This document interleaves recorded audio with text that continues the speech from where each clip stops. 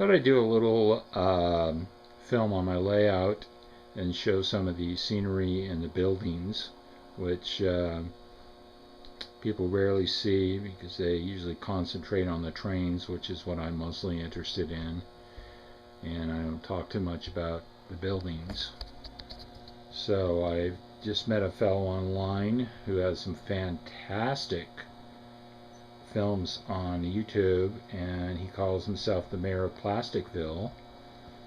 So I started out with my favorite Plasticville building, which is the produce stand. And what I like most about it is I got to paint everything inside, decide which were apples and which were oranges and which were greens, and I got the lady out there in Levi's who's running it, and she's bossing that fellow around. He's got this sack of potatoes on his shoulders, probably her poor husband. I decided to put a little old-time gas pump out there, and you'll see the green pickup truck next to it, and that's their two-story farmhouse, which is just the front of the farmhouse sitting next to the behind the pickup. And this is basically my little town, and in the way of that little town is a little tree I picked up with an owl in the middle. And if all of us who have seen owls in the country and crows know that crows hate owls because owls hunt crows at night, and so the crows will pester them during the day. So when the fellow sold this, he called it the Hooters in Trouble, and I thought that was pretty cute. So I bought that and put it behind my passenger station. And you'll see my Plasticville 5 and 10 cent store with my 3 favorite Plasticville characters, which are the little girl with the jump rope, little boy standing in front of the mailbox who's selling newspapers, and then the little boy in roller skates. Then the freight station is K-Line, and it's one that I got with a train set, and it had a really crummy whistle inside, and since it was K-Line and fairly new, I didn't have enough room for it. I took a Dremel and cut it a third off the back in order to set it in there. It wasn't like it was classic Plasticville. Above there you'll see my old Marx bridge, which I've shown before, which I managed to cut and stretch and make it large enough to allow 2 lines of tracks, not 2 trains. This is a dog bone, so train can go through it and then come back through it one way and come back the other way.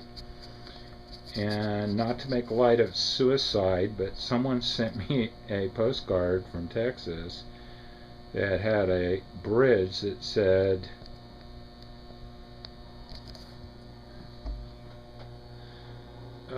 suicide prohibited, $200 fine. I thought that was the stupidest thing I ever read, because who are you going to collect it from if somebody does commit suicide?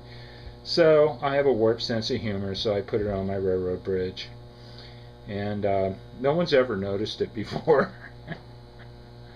But once again, I'm not making light of suicide. I'm making light of whoever would be dumb enough to put a sign like that on a real bridge. And there's my little Plasticville supermarket with the elderly couple sitting outside and the people shopping.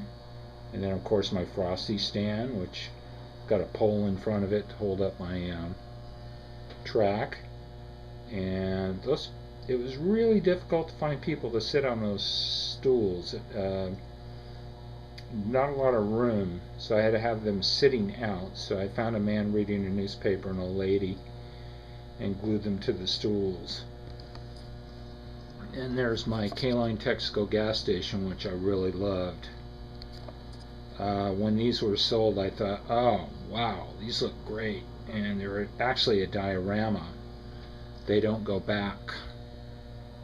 There's a picture inside the garage door and inside the windows of the gas station, which show a car up on a lift, and then they show products like oil and stuff in the back, and I've added some gas station attendants and some cars.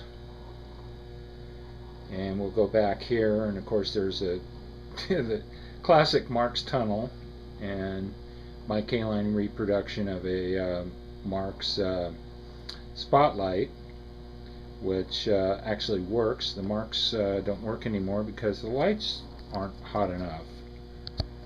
And this has a little motor down in the base, so it doesn't make quite as much noise as the Lionels do. I rather like it. One of my favorite pieces that I actually built myself and put together was the Addams Family mansion, and when I was a kid that was my favorite TV show.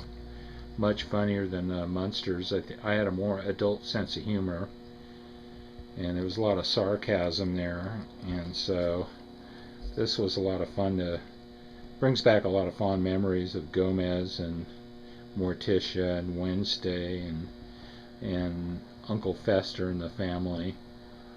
And never had room to put this anywhere, and realized all I had to do is cut out a piece of cardboard and add to that tunnel and attach it to the tunnel, and it just sits there freely, and it seems to be quite happy there. And actually, I'm sure the camera won't show it, but Gomez and Morticia are standing in the corner window looking out, and the kids are, and Uncle Fester and everybody's and Grandmama's are looking outside the other windows. So it's pretty cool, and I did all the painting on this. It was white. It was made to reflect in white, and I didn't want that. I wanted it to look like a rundown, ramshackle haunted house, so I did all the painting on it myself. And you go down here and you'll see a salt shaker cactus, an old Lionel, what I learned to call them was steam shovels, even after they had steam shovels, and of course that's not what they're called. They're, I don't know what they call them, like trenchers, but they're diesel. And there's the Velociraptor looking around the corner of the Pepsi sign. He's very sneaky. And of course, my friend Gort. We have the girls. Gizmo has his Bossy and Bessie. I used to call these Bossy and Bessie, but I didn't want to steal from him, so they're Elsie and Betty. And there's John Bull, who they are quite attracted to, and you can tell why. Look at the size of his horns. Well, a little coyote keeping watch, and a nice railroad man waving. Plasticville car and trailer behind Gort. I love the old travel trailer. And you cannot have a train set. It's absolutely forbidden, as far as I'm concerned, without a railroad crossing shack. And it works. It's a Lionel. It's post-war. And I finally fixed it. The little man comes out and waves. And there's the Lionel Frosty stand with the couple that dance out in front of it, and the spinning cone, and the man who goes back and forth inside. And these were really figures that were made more for standard gauge. They're pretty large, but they really look cool. And here you'll see the Lionel billboard that changes from New York to San Francisco. And this is one of my sick little jokes. This was a really nice Marx chicken house, but I decided that it was Sam and Ella's egg farm, and for obvious reasons. And all the chickens I found at Michael's, which really surprised me to be able to find chickens. And some of them I painted, and some I left natural, and of course we have to have a pickup truck full of barrels for the chicken food.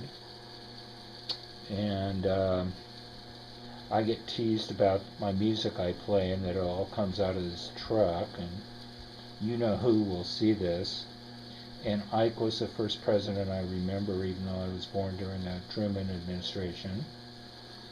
We have Tony the Pony. And I almost forgot. You know who these people are. There's Gumby. And actually I forgot the name of his pony. Well, I don't think it's his pony. I think it's his friend who's a pony. And we have a lizard hiding down there, slinking.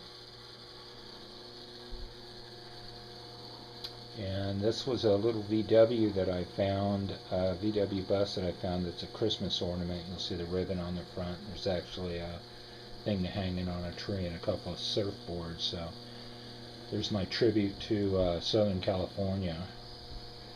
And the Lionel switch tower. And you'll see the fellow standing up there. He lost his German Shepherd. They all came of a German Shepherd. But I did find a nice collie, so I gave him a collie, so now he has another dog. And of course, here's the all too often seen Lionel passenger station. Lots of dust and lots of people waiting for the next train. They have a long wait since this is my reversible trolley track with the Mickey and Minnie on the Mike's Train House reversible trolley that I've customized. And little car that I made up, it's a Marx flat. I can't remember what was on it, if it was a tender or what. It's been too many years, and I put this nice little Happy Electric Line trolley on top, so it's hauling the trolley. And obviously the crane has just lowered the trolley, or it's picking it up. I haven't decided what yet. It's not that important. The Lemoore Diner was made by Marx Ameritrains, I believe in the 90s. And it's spelled D-I-N-O-R, which I've been told that Dinor was something used once you got past Pennsylvania, and particularly, New Jersey, and particularly in Pennsylvania. It was just the way they pronounced it. And here you will see my Lionel news station. And I decided that the fellow was kind of boring behind the inside the building. And I remember an old Betty Davis movie where there was a newsman who was blind, so I painted dark glasses on him. And young man with the newspapers, who's also, these are standard gauge figures, size, dances around. And you'll see the head and front legs of the little spotted dog who jumps around the fire hydrant. And up here you'll see what was actually a J.C. Penney's item that didn't sell very well, and they put on sale after Christmas. And it was a telephone that played Bill Haley's Rock Around the Clock. And it's Ed's Diner. Is it Ed's Diner or Joe's Diner? I got my glasses off. I can't read it. I gotta get close. Yes, it's Joe's Diner. And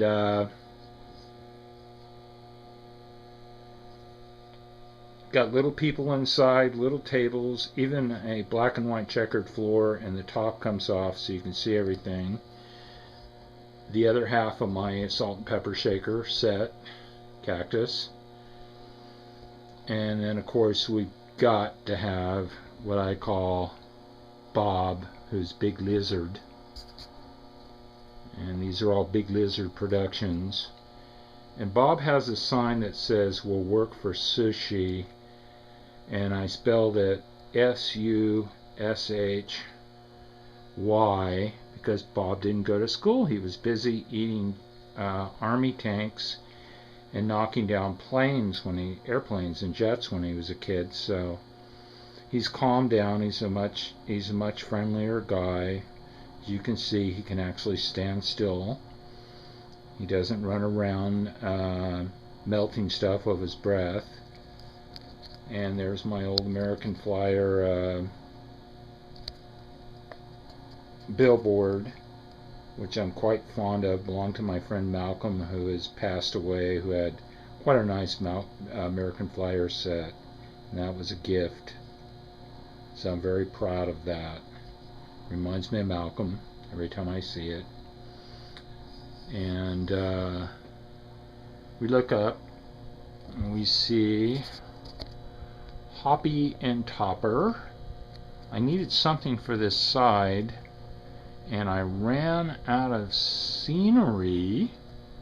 Only went so far, and I thought, well, I've got the figures on the other side, so why not Hoppy and Topper? Because Hoppy and Topper and the Lone Ranger and Tonto were my favorite cowboy figures, or cowboys, when I was a kid. I went to all the matinees, so here's a Lone Ranger and Tonto, and Lone Ranger, of course, has all the silver bullets, and Tonto in the buckskin, J Silver heels. And there's a Santa Fe advertisement, and this is actually, it's tough to see because of the ceiling fan and the lights, but it's called Folsom on a Rainy Day, and it's the Folsom train station from Folsom, California, just slightly east of Sacramento. And you can see a caboose in there and some other type of car, and an American flag and a building on the side and some people, and everything's really glossy because of the rain. And the Night Scotsman, which the Night Scotsman and the Folsom Station also came from Malcolm's wife when he passed, as gifts. So anyway, there was a quick look at the train set. Also, here's the finish. This is actually, I wanted this to look like an old Lionel store layout, and I painted this homo-soaked cover in almond color, and then found this green spatter paint that I painted on very lightly, so it looks like the old Lionel grass that you glue on, and that turned out really great. That was a big surprise that it turned out so nice. So wanted the layout to look very 50s, as 50s as possible. So there's the whole layout. Not going to show you the whole wall of trains and bore you. Do that another time. But hope I didn't bore you too much, and I hope you enjoyed all the little parts of my layout here. Okay, bye-bye. Once again, this has been a big Lizard production, and thanks for watching.